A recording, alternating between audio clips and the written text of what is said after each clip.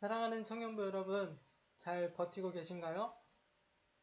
오늘 또 이렇게 어김없이 영상을 통해서 여러분을 만나게 되었습니다. 오늘 우리에게 주시는 하나님 말씀은 로마서 12장 1절에서 2절 말씀입니다. 제가 봉독해 드리겠습니다. 그러므로 형제들아, 내가 하나님의 모든 자비하심으로 너희를 권하노니 너희 몸을 하나님이 기뻐하시는 거룩한 산 제물로 드리라. 이는 너희가 드릴 영적 예배니라. 너희는 이 세대를 본받지 말고 오직 마음을 새롭게 함으로 변화를 받아 하나님의 선하시고 기뻐하시고 온전하신 뜻이 무엇인지 분별하도록 하라. 아멘. 하나님이 원하시는 예배라는 제목으로 여러분과 말씀을 나누겠습니다. 코로나가 지속되면서 우리 많은 어려움을 겪고 있습니다. 우리가 겪는 어려움 중 하나는 예배입니다. 모여서 함께 예배하는 것이 우리에겐 너무나 자연스러운 일이지만 지금은 달라졌어요. 새로운 변화가 생겼습니다. 마음대로 모이지 못합니다.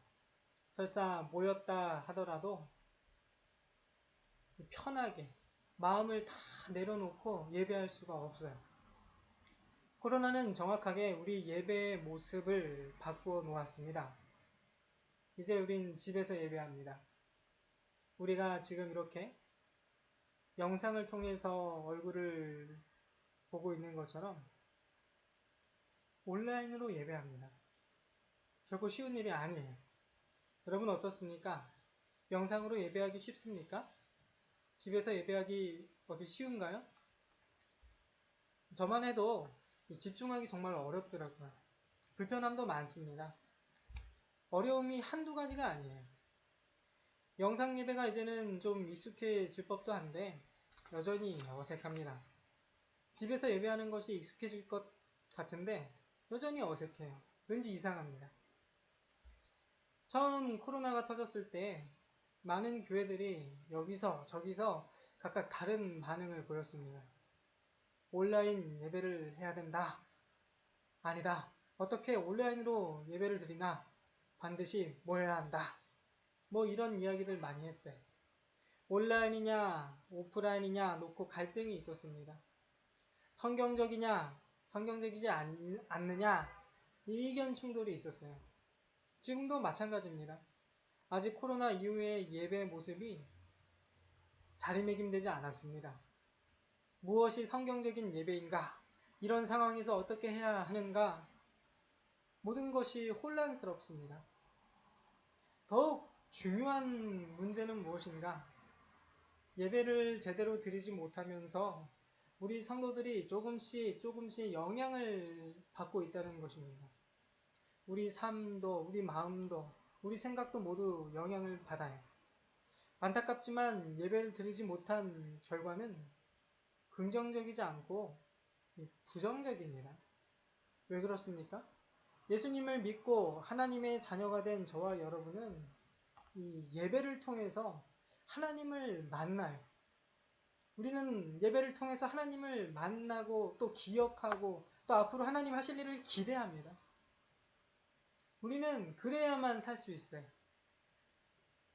주님이 없으면 살 수 없는 사람, 주님을 예배하지 않으면 살 수 없는 사람, 바로 저와 여러분입니다. 그런데 이렇게 장기간 예배를 마음 놓고 드리지 못하니 어떻게 괜찮을 수 있겠습니까? 이처럼 예배가 무너지는 것처럼 보이는 현실 앞에서 우리는 어떻게 해야 합니까? 그렇다고 마음대로 모일 수도 없는 형편 아닙니까? 소식을 들으신 것처럼 현재 우리나라는 사회적 거리두기 2단계, 수도권 지역은 2.5단계를 선포한 상황입니다. 아직도 진행 중입니다. 방심할 수 없어요. 아주 조심해야 합니다. 이런 현실 앞에서 우리는 어떻게 해야 하는가? 하나님이 정말 우리에게 원하시는 것은 무엇인가? 우리가 잊지 말아야 하는 것은 이 코로나라는 녀석이 이 역사의 흐름을 바꾸어 놓는 어떤 하나의 시작점으로 작용하고 있다는 것입니다. 코로나는 많은 것을 바꾸어 놓았습니다. 앞으로도 그럴 것입니다. 코로나 이후 모든 것이 달라질 거예요. 여러 번 말씀드린 것처럼 더 이상 과거로 돌아가는 것은 의미가 없습니다. 코로나 이전으로 돌아가는 것은 무의미합니다. 우리 예배도 마찬가지입니다. 과거의 예배를 회복하는 것, 이것이 능사는 아니에요. 만사 해결은 아니라고요. 과거의 예배를 회복하면 모든 것은 괜찮아질 것이다. 과거의 예배를 회복하면 모든 것이 제자리를 찾을 것이다. 제자리로 돌아올 것이다. 이건 착각이에요. 스스로를 속이는 것입니다.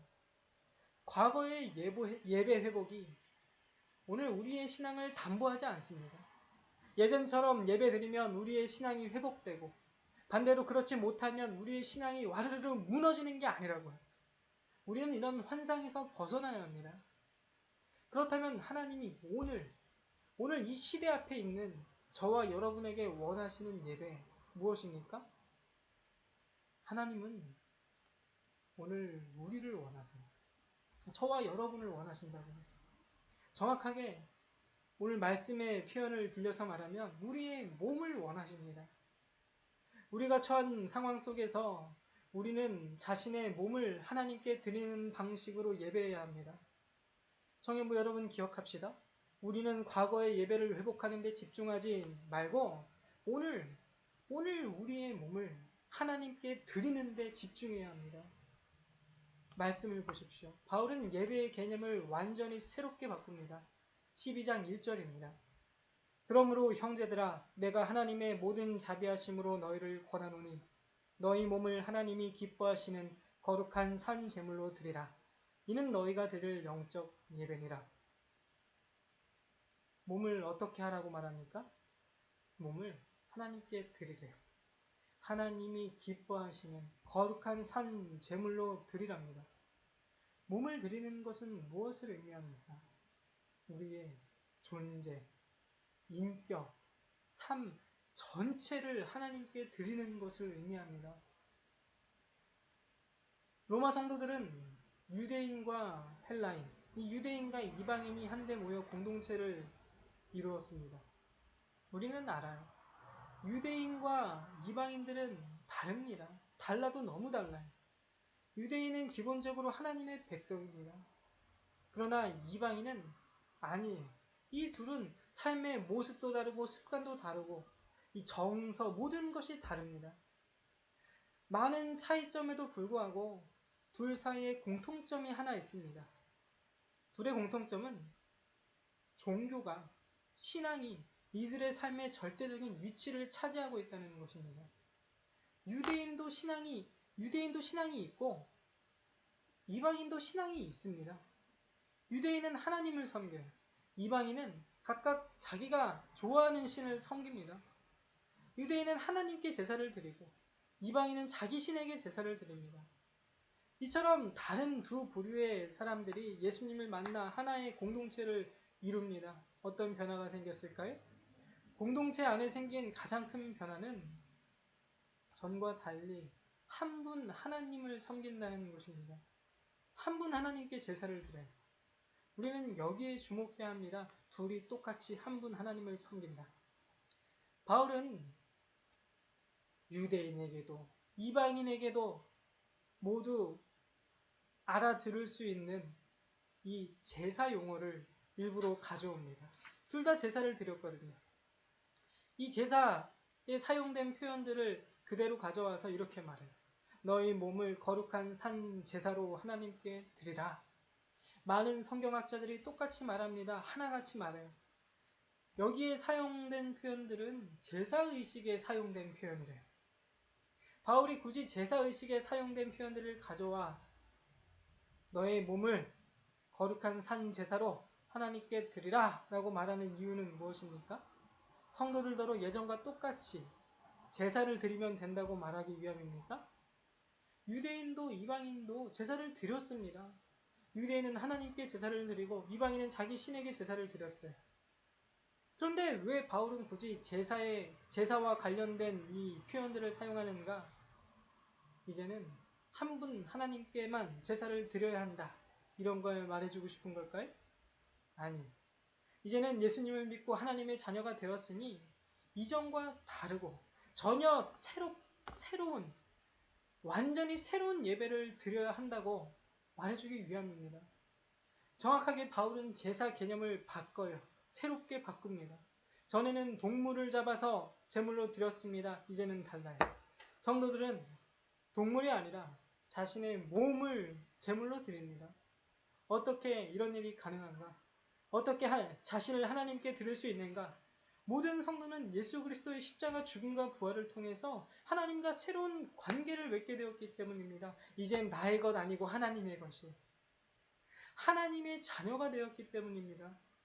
모든 성도는 하나님이 예수 안에서 행하시고 성령을 통해서 날마다 부어주시는 새로운 생명으로 하나님 앞에 서는 거예요. 나아갑니다. 이것이 오늘 저와 여러분이 하나님께 자신을, 우리 몸을 드릴 수 있는 이유입니다. 유일한 이유예요. 여러분 오해하지 마시기 바랍니다. 진짜로 나를 죽이라는 것 아니에요. 동물을 죽이듯 자신을 죽이라는 것 아니에요. 몸을 산 제사로 드리래요. 무슨 말입니까? 각각 자신의 존재와 인격과 삶 전체를 하나님께 드리라는 것입니다. 이것이 예배래요. 참된 예배, 진정한 예배. 하나님이 원하시는 것은 다른 게 아닙니다. 오늘 여기에는 저와 여러분이, 여기에는 우리가 하나님의 마음이 향하는 대상이고 목적입니다. 이 말씀은 예배를 제대로 드리지 못해서 힘들어하고 괴로워하고 벌벌 떨고 있는 저와 여러분에게 예배에 대한 새로운 통찰을 줍니다. 참된 예배란 무엇인가? 모이지 못하는 상황 속에서 또 집에서 어렵고 힘들게 시행착오를 겪으며 예배하는 저와 여러분에게 우리는 어떻게 예배해야 하는가? 다시 한번 진지하게 생각하게 해줘요. 참된 예배는 우리를 하나님께 드리는 것입니다. 우리의 모든 것이 이제는 예배가 됩니다. 말씀드린 것처럼 코로나 전과 코로나 후는 많이 달라요. 코로나 전에는 어땠습니까? 우리는 대부분 교회 중심으로 살았습니다. 이걸 해도 교회, 저걸 해도 교회, 다 교회였어요. 성도가 교회 중심으로 사는 게 뭐가 어때서요? 당연한 일입니다. 전혀 이상한 일이 아니에요. 문제는 우리 삶의 교회가 중심이 되는 동안 이상한 일이 벌어졌다는 거예요. 아이러니하게도 우리는 점점 사소한 일들, 평범한 일들을 놓치고 또 놓쳐왔습니다. 일상의 소중함과 위대한 그 가치를 잊었어요. 상실했습니다. 예를 들면 가정에서의 책임, 사회에서의 책임, 이런 것 말이에요. 한 가정의 부모로서, 또 여러분 같으면 한 가정의 자녀로서, 형으로서, 누나로서, 언니로서 이런 건 다 놓치고 다 신앙이란 이름으로 교회 중심이 되었다고요. 그러나 교회가 중요한 만큼 가정도 중요합니다. 사회도 중요해요. 둘은 똑같이 중요합니다. 그런데 우리는 다 놓치고 말았다고. 한쪽으로 치우치고 말았다고. 어떻게 하냐고요? 현실을 보세요. 교회를 중심으로 살던 우리의 삶에 브레이크가 걸렸습니다. 멈췄어요. 모든 게 멈췄어요. 더 이상 모이지 못합니다. 코로나가 터지자 교회에 갈 수가 없어요. 원하든지 원하지 않든지 이제는 할 수 없이 집에서 예배를 드려야 합니다. 영상으로든 어떤 방법으로든 예배를 드려야 해요. 근데 여러분 잘 생각해 보세요. 이게 하루아침에 됩니까? 안 돼요. 절대 안 됩니다. 다들 안 돼서 지금 난리예요. 왜 그렇습니까? 안 해봤어요. 안 해봤어요. 가정의 중요성을 머리로 압니다. 가정 예배도 말하고 가정 신앙 교육도 말하고 이런 거 다 얘기해요. 그러나 우리는 해본 적이 없어요. 우리는 지금 배우고 있습니다. 아니 실제로 경험하고 있어요. 실수하면서 배우고 있다고요. 교회가 내 신앙을 책임져 주지 않는구나. 우리는 그동안 중요한 것을 놓치고 있었구나. 내 가정도 놓치고 내 삶의 자리도 놓치고 있었구나. 예배뿐만 아니라 모든 게 그래요. 이제는 교회 식구들이 아니라 가족들과 밖에 다른 누군가와 부딪혀야 합니다. 예전 같으면 마음에 안 들면 안 보면 그만이. 그러나 이제는 달라요.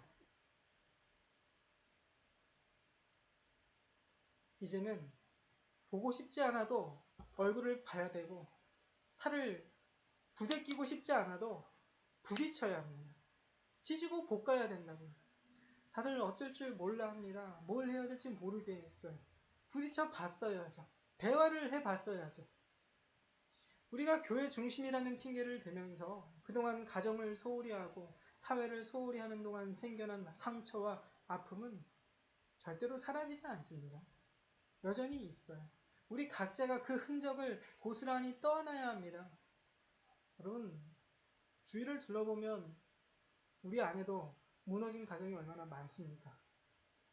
이것을 신앙으로 해결할 수 있습니까? 불가능합니다. 깨어진 가정을 다시 돌려놓을 수는 없어요. 얼마 전 네이버에서 펜스라는 영화가 이제 무료로 이렇게 나왔습니다. 이 영화는 깨어진 한 가정의 이야기입니다. 겉으로 보면 평범한 가정입니다. 아버지는 동네 청소부 일을 하며 가족들을 먹여 살립니다. 아버지는 매일같이 성실하게 일합니다. 주급이 나오면 아내에게 건네주고 다른 특별한 일은 하지 않습니다. 취미가 하나 있다면 주말이 되어 직장 동료와 함께 술을 한잔하는 거예요. 술병 하나를 사서 주거니 받거니 하면서 나 때는 말이지 하면서 예전에 잘 나갔을 때 이야기를 재밌게 하는 거예요. 다람쥐 쳇바퀴 도는 것 같은 일상에 반복됩니다. 아내는 이런 남편을 사랑합니다. 늘 교회 가서 기도해요. 그리고 큰아들은 음악가로서 꿈을 찾아 클럽을 전전합니다. 작은 아들은 미식 축구 선수로서의 재능을 보입니다. 이제 대학 진학을 눈앞에 두고 있어요. 겉으로 보면 평범한 가정 같아요. 그런데 속을 들여다보면 평범하지 않습니다. 이미 아버지는 사회에서 실패하는 경험을 가지고 있습니다. 이 경험은 아버지가 세상을 향해 벽을 딱 치고 이 벽을 치고 살아가는데 아주 결정적으로 영향을 미쳐요. 아버지는 세상을 향해 벽을 치고 자신의 틀 안에서 가정을 이끌어 갑니다. 계속해서 가족들에게 상처를 줍니다. 자기 기준으로. 바람을 피우는 것으로 아내 가슴에 못을 박고 너는 아무런 가능성이 없다. 너는 고작해야 내 돈을 축내는 인생일 뿐이다. 이런 말을 하며 큰아들에게 상처를 줍니다. 미식축구 선수로서의 꿈을 포기하고 차라리 가서 돈을 벌어라. 이게 더 확실한 이 사회 속에서 살아남는 방법이다. 말하며 이 강압적으로 작은 아들의 꿈을 포기하게 합니다. 인생을 망쳐. 그리고 결정적으로 밖에서 외도를 통해서 얻은 딸을 집으로 데려옵니다. 이렇게 가족들은 아버지에게 부정적인 영향을 받습니다. 이렇게 무너진 가정에서 가족들이 시간을 보내고 또 보내고 시간이 흘러 결국 아버지는 죽습니다. 아버지의 장례식을 준비하며 가족들이 다들 한자리에 모였습니다.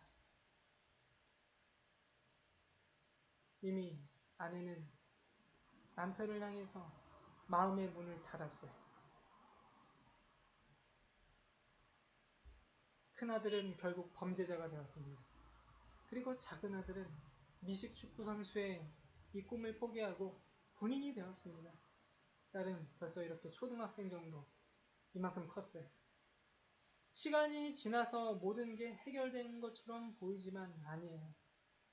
작은 아들이 어머니에게 말합니다. 엄마, 저는 아버지의 장례식에 가고 싶지 않습니다. 참석할 수 없어요. 어떻게 그럴 수 있냐? 아들인 네가 어떻게 그럴 수 있냐? 그래도 아버지 아니냐? 이 어머니의 말에 아들이 울부짖으며 이런 얘기를 합니다. 평생 아버지의 흔적이 나를 쫓아다닙니다. 아무리 지우려고 해도 지울 수가 없어요. 아무리 도망가려 해도 도망갈 수가 없습니다. 아버지가 남긴 상처가 이 작은 아들의 삶에 고스란히 남아있어요. 이것은 대물림 현상으로 일어납니다. 우리 안에서도 똑같아요. 여러분, 이것은 영화 속 이야기일 뿐인가요? 저는 이 영화를 보면서 오늘 우리의 가정들이 떠올랐습니다. 겉으로 보면 평범하지요. 아무 일도 없는 것 같습니다. 그러나 속을 보면 평범하지 않아요. 여기저기 상처투성이고 아픔이 남아있습니다. 흔적이 남아있어요. 아무리 피하려 해도 피할 수 없는 우리의 가슴 아픈 현실입니다. 사회도 그렇잖아요. 신앙이란 이름으로 나 교회 간다는 이름으로 우리가 모른 척하고 외면하는 사이에 사회는 병들어가고 있습니다. 그 결과를 우리는 매일같이 신문과 뉴스를 통해서 마주하고 있는 것입니다. 확인하고 있어요. 이제 와서 이걸 누가 떠안아야 합니까? 우리가 떠안아야 합니다. 우리가 모른 척했던 일들을 이제는 우리가 떠안아야 한다고요. 모두 같이 짊어져야 하는 문제입니다. 청년 실업 문제를 누가 떠안아야 합니까? 여러분과 제가 떠안아야 합니다. 잘 생각해보면 사실 하나님의 마음은 교회만을 향하는 게 아니라 우리 가정도 향하고 이 사회, 이 세계를 향해 있습니다. 그런데 우리는 이걸 다 놓치고 있어요. 뭐 하느라고요? 거룩한 핑계로. 하나님은 저와 여러분에게 기회를 주셨습니다. 어떤 기회입니까? 그동안 소홀히 여겼던 부분들을 점검하는 기회입니다. 다시 돌아보는 기회입니다. 이제 우리는 진짜 가정에 또 사회에 관심을 갖고 진심으로 돌아봐야 할 때입니다. 하나님은 그동안 한쪽으로 지나치게 치우쳤던 이 삶의 균형을 다시 맞추고 있는 것이 분명합니다. 우리는 핑계댈 수 없습니다. 나는 교회 간다. 나 교회 가서 예배 드렸다. 이렇게 말하면서 나의 모든 책임이 끝난 것처럼 할 수 없다고요. 여전히 가정에서 또 사회에서 감당해야 할 역할과 책임이 있습니다. 피할 수 없어요. 도망갈 수 없습니다. 부딪혀야 합니다. 온몸으로 부딪혀야 돼요. 있는 자리에서 전 존재를 걸고 살아내야 합니다. 버텨내야 해요. 바로 거기서 하나님은 살아계신다. 하나님은 살아서 반드시 역사하신다. 를 증언해야 합니다. 어떻게 할 수 있습니까? 어떻게 우리가 서 있는 자리에서 몸을 이렇게 하나님께 드릴 수 있습니까? 어떻게 그동안 소홀히 여겼던 부분들을 다시 한번 돌아볼 수 있습니까? 청년부 여러분, 저는 이런 일들이 우리 마음의 변화에서부터 시작된다고 믿습니다. 하나님이 저와 여러분에게 원하시는 것은 지금 당장 무너진 가정을 뒤집어 세우고 지금 당장 부조리한 사회를 뜯어 고치고 바로잡는 것이 아닙니다. 하나님이 우리에게 진정으로 원하시는 것은 다른 게 아니라 우리 마음의 변화라고요. 우리 변화된 마음으로 똑같은 자리, 똑같은 조건, 상처와 아픔으로 가득한 가정과 사회 안에 서는 것입니다. 오늘 말씀 12장 2절을 보십시오. 너희는 이 세대를 본받지 말고 오직 마음을 새롭게 함으로 변화를 받아 하나님의 선하시고 기뻐하시고 온전하신 뜻이 무엇인지 분별하라. 바울이 성도들에게 마음의 변화를 가장 먼저 요구하고 있다는 사실을 놓치지 마시기 바랍니다.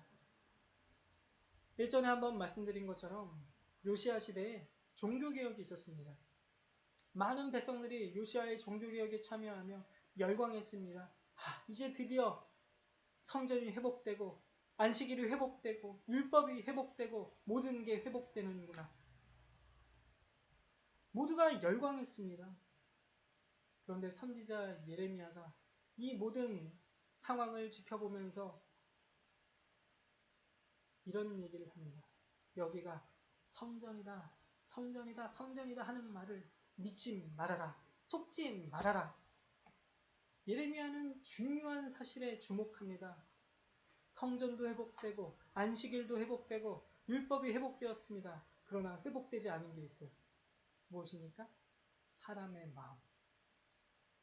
다른 건 다 변한 것 같아요. 겉으로 보면 변한 것 같습니다. 회복된 것 같아요. 그러나 결정적으로 사람은 변하지 않았어요. 결국 중요한 것은 무엇인가? 마음의 변화예요. 예레미야는 이제 이 일을 하나님이 직접 이루신다고, 우리 마음판에 새 언약을 주신다고 선언합니다. 하나님이 예수 그리스도의 십자가 죽음과 부활을 통해서 우리 가운데 행하신 일이 무엇입니까? 하나님은 우리를 바꾸십니다. 우리를 바꾸세요. 우리의 마음을 바꾸시고 성품을 바꾸십니다. 하나님을 닮아가도록 만드세요. 우리에게 새로운 마음을 주십니다. 전에는 우리 다 하나님께 관심이 없었어요. 하나님의 뜻에 관심이 없었습니다. 그러나 이제는 달라요. 조금씩 하나님을 찾게 되었습니다. 하나님께 관심을 갖게 되었어요. 하나님의 뜻을 구하게 되었습니다. 맞아요. 처음부터 온전히 하나님께 집중하는 사람은 없습니다. 시간이 필요해요. 연습이 필요합니다. 조금씩 이루어지는 일이에요. 어제 줌을 통해서 우리 리더들이 함께 모였습니다. 임원들이 모였어요. 누가 이런 고백을 하더라고요. 전에는 나의 삶, 내가 하는 거, 나의 어떤 거, 여기에 초점이 맞춰져 있었는데, 이제는 조금씩 하나님께로 향한다. 하나님이 원하시는 게 뭘까? 이걸 묻기 시작한다. 이런 고백을 해요. 우리 청년들의 이 관점과 시선이 점점 나에게서 이제 이렇게 하나님으로 변하고 있는 걸 느껴서 제가 너무 기분이 좋았어요. 하나님이 원하시는 것은 나의 조건과 상황을 바꾸는 게 아니라 일상 속에서 나를 만들어 가시는 거구나. 이걸 깨달았다고 고백하는데 제가 굉장히 감격스러웠습니다. 여러분, 성도는 예수님을 믿지 않는 사람들과 똑같은 조건, 똑같은 환경 속에서 다른 마음으로 서는 것입니다. 다른 마음으로 반응하는 것입니다. 어디에 있든지 무엇을 하든지 우리가 서 있는 그곳이 바로 하나님의 은혜와 사랑과 자비가 담기는 곳이라고요. 우리는 예배 못 드린다고 이 갈팡질팡하지 말고 하나님이 허락하신 이 시대에 나에게 주어진 그 역할과 사명을 발견해야 합니다. 어떻게? 내가 서 있는 곳에 다른 마음으로 서는 겁니다. 기억합시다. 여기가 우리가 있어야 할 곳이에요. 하나님이 원하시는 곳입니다. 여기서 하나님의 뜻을 이루어야 합니다. 여기서 하나님을 예배하는 거라고. 그러면 돼요. 그러면 괜찮아요. 지지고 볶는 일상 속에 여기서 우리를 하나님께 드리고 엉망진충 뒤죽박죽이잖아요.